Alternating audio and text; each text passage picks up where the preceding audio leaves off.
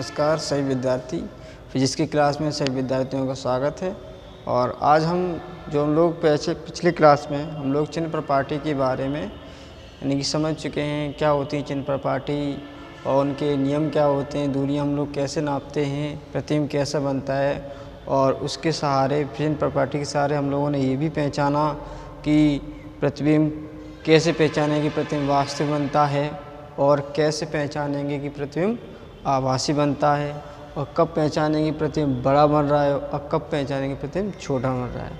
तो ये सारी की सारी जो कंडीशनें हैं वो सारी की सारी हम लोग चिन्ह प्रपाटी में समझ चुके हैं। तो आज हम यानी कि जो हेडिंग है अब उसको समझेंगे, यानी कि उत्तल दर्पण द्वारा या अवतल दर्पण द्वारा जो प्रतिबिंब बनते हैं कहाँ पर बनते हैं, वस्तु कहाँ पर रखी है तो कहाँ पर बनते हैं, इस प्रकार के संबंध में सभी जानकारी आज हम इस क्लास में लेंगे। ठीक, तो आप हेडिंग डालेंगे नंबर 1। तो मैंने नोट करने का तरीका तो मैंने बता ही चुके हैं। क्या बता चुके हैं? चाहे तो आप वीडियो पहले देख लें या फिर जो आपको PDF फाइल भेजी है उससे आप नोट कर लें। ठीक है, और कोई भी प्रॉब्लम हो, कोई भी समस्या हो तो आप ग्रुप द्वारा हमसे पूछ सकते हैं कि सर ये क्या चीज़ है। ठीक है, तो आप नंबर हेडिंग है गोलीय दर्पणों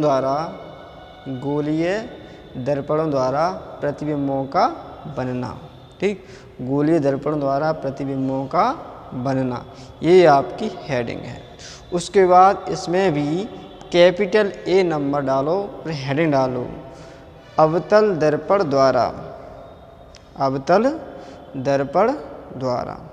ठीक, अब इसमें भी नंबर 1 हेडिंग डालें।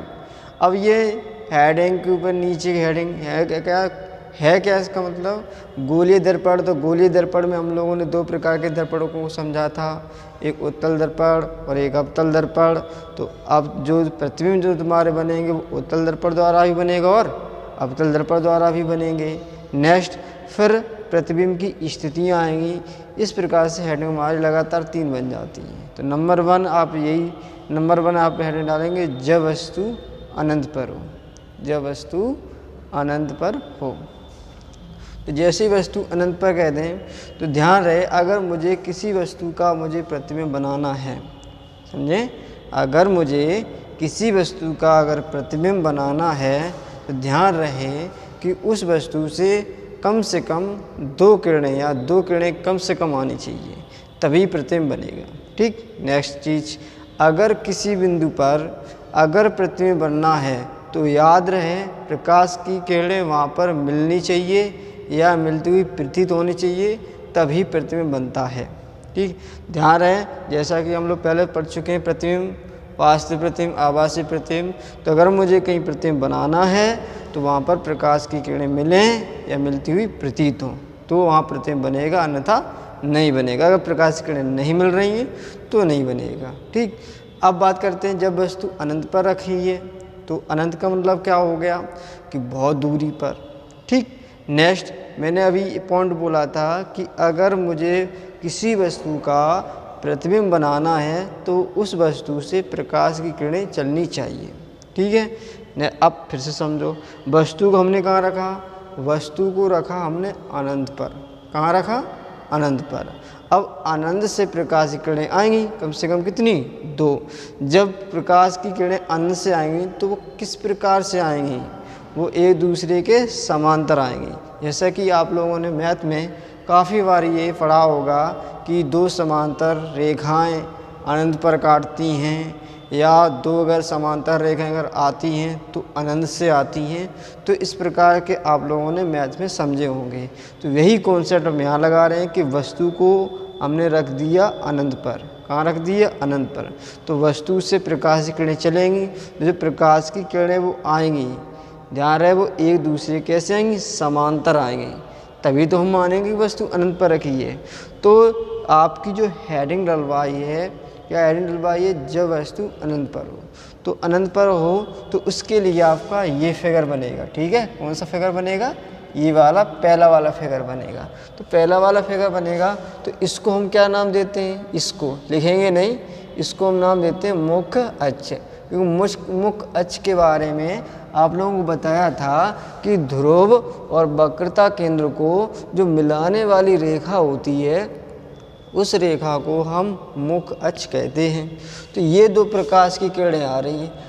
इस चित्र में किरणों को टेढ़ा मेढ़ा हो सकता है, क्योंकि हमने जो चित्र बनाया वो डायरेक्ट अपने हाथों से किसी स्केल की सहायता से नहीं बनाए, लेकिन आप लोग स्केल और प्रकाश की सहायता से बनाएंगे। तो ये दो प्रकाश की किरणें मुख अक्ष के कैसे आ रही हैं? समांतर आ रही हैं। अगर किसी भी विद्यार्थी को ये चित्र बहुत अच्छी की तरीके से समझना है तो वो जो नियम लिखा है आपको 3, यानी कि जो प्रतिबिंब बनाने के जो नियम लिखा है उनको आपको बहुत अच्छी तरीके से आ जाते, अगर याद है तो आप इसको आसानी से कर सकते हैं। चलिए हम आपको थोड़ा रिवीजन कर देते हैं। रिवीजन नंबर 1, यानी कि प्रथम नियम क्या होता है? प्रथम नियम ये कहता है कि यदि कोई प्रकाश की किरण मुख अक्ष के समांतर आपतित होती है, मतलब कोई भी चाहे उत्तल दर्पण हो या अवतल दर्पण हो, अगर प्रकाश की किरण मुख अक्ष के समांतर आपतित होती है तो दर्पण से परावर्तन के पश्चात फोकस से गुजरती है या फोकस से आती हुई प्रतीत होती है। ठीक है, तो पहला नियम क्या हुआ? मुख अक्ष के समांतर आती तो फोकस से गुजरती है। दूसरा नियम क्या होता है? यदि प्रकाश की किरण फोकस से होकर गुजरती है या फोकस की ओर आती है तो दर्पण से परावर्तन के पश्चात मुख अक्ष के समांतर हो जाती है। ठीक, ये दूसरा हो गया। तीसरा नियम क्या कहता है? तीसरा नियम कहता है कि यदि प्रकाश की किरण वक्रता केंद्र से होकर गुजरती है या वक्रता केंद्र की ओर आती है तो दर्पण से परावर्तन के पश्चात उसी मार्ग में वापस लौट जाती है। तो बस इतने आपको 3 नियम याद करने हैं। तो यहाँ पर आप चीज़ देखें कि ये प्रकाश की किरण जो आ रही है वो किसके समांतर आ रही है? मुख अक्ष के समांतर आ रही है। समझो, जो प्रकाश की किरण जो आ रही है वो मुख अक्ष के समांतर आ रही है। जब समांतर आएगी तो दर्पण से परावर्तन के पश्चात कहाँ से गुजरेगी? फोकस से होकर गुजरेगी। ठीक, नेक्स्ट, ये प्रकाश की किरण जो आ रही है वो भी मुख अक्ष के समांतर आ रही है। मुख अक्ष के समांतर आ रही है तो दर्पण से परावर्तन के पश्चात कहाँ से गुजरेगी? फोकस से होकर गुजरेगी। तो ये दोनों किरणें, ये और ये दोनों किरणें मुख अक्ष के समांतर आपतित हो रही हैं। समांतर आपतित हो रही हैं तो ये दर्पण से परावर्तन के पश्चात कहाँ से गुजरेंगी? फोकस से गुजरेंगी। अर्थात ये दोनों प्रकाश की किरणें कहाँ पर मिलेंगी? जाके फोकस पर मिलेंगे जाके। ठीक है, तो यहाँ अगर हम पता करें कि प्रतिबिंब की स्थिति, क्या पता करें? प्रतिबिंब की स्थिति। तो प्रतिबिंब की अगर आपसे स्थिति पूछी जाती है, प्रतिबिंब की अगर आपसे स्थिति पूछी जाती है तो आपको लिखना क्या होता है? ध्यान रहे, तो लिखना वो होता है जहाँ पर प्रतिबिंब बनता है वहाँ पर उसी स्थिति को लिखा जाता है। तो प्रतिबिंब बनने का तरीका मैंने बताया था। क्या तरीका बताया था? जहाँ पर प्रकाश किरणें मिलती हैं वहीं उसका प्रतिबिंब बनता है। तो इन दोनों किरणें जब परावर्तन हुई दर्पण से तो ये कहाँ पर मिली? जाकर फोकस पर। तो फोकस पर क्या बनेगा? इसका प्रतिबिंब। तो यहाँ रख देंगे हम फोकस पर, फोकस पर। ठीक है, अब प्रकृति में हम लोगों को क्या क्या बताना पड़ता है उसको समझें। नंबर 1 कि ये प्रतिबिंब वास्तविक बन रहा है या आभासी। तो आभासी और वास्तविक प्रतिबिंब की हमने कंडीशन बताई थी। यदि प्रकाश की किरणें वास्तव में मिलें तो वहाँ पर बनता है आपका वास्तविक प्रतिबिंब, अगर मिलती हुई प्रतीत हो तो वहाँ बनता है आपका आभासी प्रतिबिंब। तो ये बताओ कि जो दो प्रकाश की किरणें हैं ये मिलती हुई प्रतीत हो रही हैं या वास्तव में मिल रही हैं? तो आप कहोगे सर ये वास्तव में मिल रही हैं। तो वास्तव में मिल रही तो इसलिए इसका प्रतिबिंब कैसे बनेगा? वास्तविक बनेगा, वास्तविक।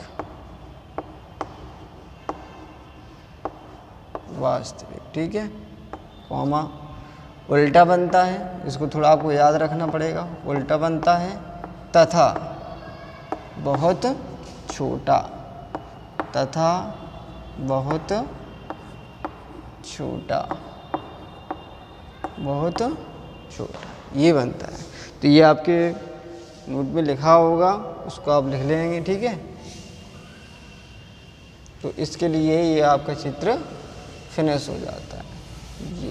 ठीक है, अब वस्तु कहाँ रखी है? अब वस्तु रखी है अनंत तथा वक्रता केंद्र के बीच। ध्यान रहे, अब इसी प्रकार से हम लगातार वस्तु को हम खिसकाते चले आएंगे दर्पण की ओर। अब वस्तु को हमने कहाँ रख दिया, अनंत तथा वक्रता केंद्र के बीच। तो याद करो, मुख्य की समांतर जब आपतित होती है तो दर्पण से परावर्तन की परीक्षा कहाँ से गुजरती है, फोकस से गुजरती है। दर्पण के वक्रता केंद्र से गुजरती है तो उसी मार्ग में वापस लौट जाती है। ये कहाँ काट रही है एक दूसरे को, ये काट रहे हैं तुम्हारी सी और एफ, यानी वक्रता केंद्र और फोकस के बीच। तो ये जो प्रतिबिंब बन रहा है, ये वाला प्रतिबिंब कहाँ बन रहा है, वक्रता केंद्र तथा फोकस के बीच। तो यहाँ लिख देंगे हम प्रतिबिंब की स्थिति में वक्रता केंद्र तथा फोकस के बीच। मुख्य अक्ष के नीचे बनता है तो प्रतिबिंब उल्टा, और वास्तविक प्रकाश किरणें मिल रही हैं तो प्रतिबिंब बनेगा हमारा वास्तविक। कैसा बनता है, वास्तविक। मुख्य अक्ष के अगर नीचे बनता है तो प्रतिबिंब कैसा बनता है, उल्टा, तथा ये लंबाई और ये लंबाई कौन बड़ी है, ये छोटी और ये बड़ी है, तो प्रतिबिंब कैसा बनता है, हमेशा छोटा। कैसा बनता है, छोटा। ठीक है। नेक्स्ट ये वाला हो जाता हमारा, समझ में आ जाता। ठीक है। उसके बाद ये वाला, इसकी हेडिंग क्या रहेगी, जब वस्तु वक्रता केंद्र पर होती है। तो वक्रता केंद्र पर है ये वस्तु, ऊपर ये है, देखो ध्यान रहे, ये ए है, ये बी है, तो ये ऊपर के लिए ए बी है। तो ये पहली किरण गई मुख्य अक्ष के समांतर। जब प्रकाश किरण मुख्य अक्ष के समांतर जाती है, ये पी है, मुख्य अक्ष के समांतर जाती है तो दर्पण से परावर्तन की पश्चात फोकस से होकर गुजरती है, गुजर रही है। जब फोकस से होकर जाती है तो दर्पण के परावर्तन के पश्चात मुख्य अक्ष के समांतर हो जाती है। तो ये दूसरे कहाँ काट रही हैं, ये काट रही हैं आपकी वक्रता के। तो ये ए डैश बी डैश, ए डैश बी डैश नीचे के लिए, ए बी ऊपर के लिए। हालांकि ए और बी एक ही बिंदु पर हैं। ठीक है। तो हम पता करेंगे कि इसका प्रतिबिंब कहाँ पर बन रहा है। तो ये प्रतिबिंब है, तो ये प्रतिबिंब बन कहाँ रहा, ये बन रहा है सी पर। सी पर यानी कि मतलब वक्रता केंद्र पर। तो यहाँ लिख देंगे प्रतिबिंब की स्थिति में वक्रता केंद्र पर। ठीक है। अब प्रकाश की किरणें ये बताओ वास्तव में मिल रही है, मिलती प्रतीत हो रही है। तो ये वास्तव में मिल रही है तो प्रतिबिंब कैसा बनता है, हमेशा वास्तविक। ये मुख्य अक्ष के नीचे बन रहा है कि ऊपर बन रहा है, तो नीचे बन रहा है, तो नीचे के लिए प्रतिबिंब कैसा होता है, उल्टा होता है। तो यहाँ पर देखेंगे ये वाली लंबाई ए बी और ए डैश बी डैश एक दूसरे के बराबर होती है, तो प्रतिबिंब कैसे बनेगा, हमेशा बराबर। तो प्रतिबिंब बनेगा बराबर। ठीक है। तो ये उसके लिए कंडीशन है। नेक्स्ट, अब वस्तु को हम और खिसकाएंगे। जब वस्तु को और खिसकाएंगे तो अब वस्तु को हम कहाँ रखेंगे, वस्तु को रखेंगे हम वक्रता केंद्र तथा फोकस के बीच। वक्रता केंद्र तथा फोकस के बीच। अब ये बताओ कि जो प्रतिबिंब बन रहा है कौन सा, ए डैश और बी डैश, ये कहाँ पर बन रहा है, ये इधर है अनंत, ये है वक्रता केंद्र। तो अनंत तथा वक्रता केंद्र के बीच। तो प्रतिबिंब की स्थिति क्या होगी, अनंत तथा वक्रता केंद्र के बीच। ठीक है। अब वास्तविक प्रतिबिंब बन रहा है कि आभासी। तो ये बताओ, ये प्रकाश किरणें वास्तव में मिल रही हैं, ये प्रकाश किरणें वास्तव में मिल रही हैं कि मिलती प्रतीत हो रही हैं। तो आप कहोगे सर ये वास्तव में मिल रही हैं। तो यहाँ लिखेंगे हम प्रतिबिंब कैसे बन रहा है, वास्तविक। वास्तविक, वास्तविक। ठीक है। नेक्स्ट क्या है कि प्रतिबिंब उल्टा बन रहा है कि सीधा। तो मुख्य अक्ष के नीचे बनता है तो प्रतिबिंब कैसा बनता है, उल्टा। उल्टा तथा ये वाली लंबाई ज़्यादा है कि ये वाली लंबाई ज़्यादा है, तो ए डैश बी डैश की लंबाई ज़्यादा है, तो कैसा बनेगा प्रतिबिंब, बड़ा। ठीक।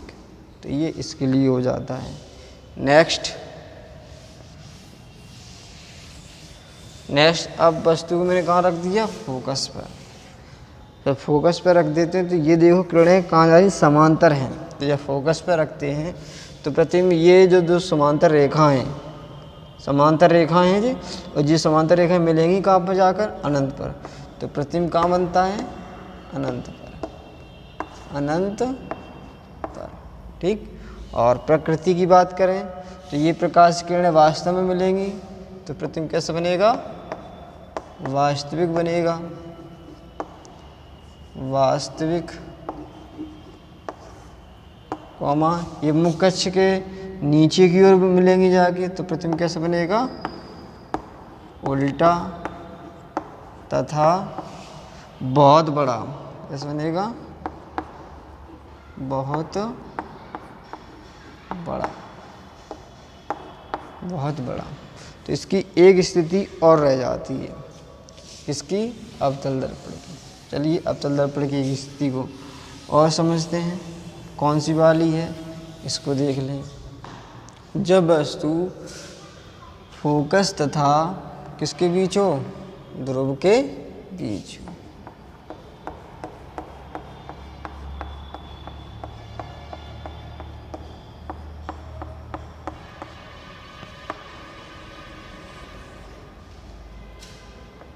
तो ये हो गया हमारा F, ये हो गया हमारा C, ये वस्तु रखी है, ठीक है, A और B।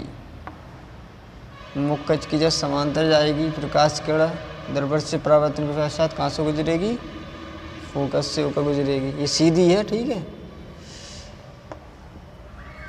ये फोकस से गुजरेगी, वक्रता केंद्र से होकर जाएगी तब, एक मिनट सही बना दें,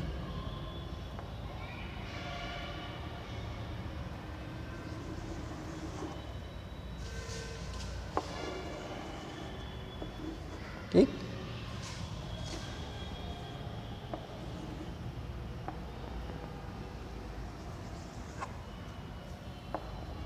ये हो गया हमारा F।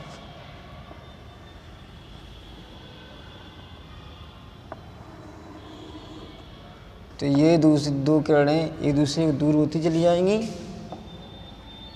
चित्र आपके उसमें बनाया, आप उससे बना लेना, ठीक है। तो ये प्रकाश किरण जाएगी आवासी, ये भी जाएगी, ये कहीं ना कहीं काटेंगे, तो यहाँ काट रहे हैं, काटती हुई प्रतीत होती हैं, तो A डैश और B डैश, ठीक। अब प्रतिबिंब की स्थिति, प्रतिबिंब की स्थिति, प्रतिबिंब की स्थिति, तो ये दर्पण के पीछे बनता है तो लिख देंगे दर्पण के पीछे, दर्पण के पीछे। प्रकृति, प्रकृति पता करें तो प्रकृति कैसी बनेगी, वास्तविक आभासी। ये प्रकाश किरणें मिलती हुई प्रतीत हो रही हैं तो कहेंगे हम आभासी, कैसा कहेंगे, आभासी। मुख्य कक्ष के ऊपर बढ़ रहा है तो प्रतिबिंब कैसे बनता है, सीधा, ये चिन्ह पर बाटी में आपको बताया गया है। तथा बड़ा बन रहा है कि छोटा, तो लिखेंगे हम बड़ा। ये होते हैं सारी की सारी जितनी स्थितियां अवतल दर्पण द्वारा बनती हैं, वो सारी की सारी आपको समझाई गई हैं और आसानी से आप इसे समझ सकते हैं। और दूसरी बात ये है कि अब नेक्स्ट वीडियो में हम लोग उत्तल दर्पण की बात करेंगे, ठीक है। तो धन्यवाद।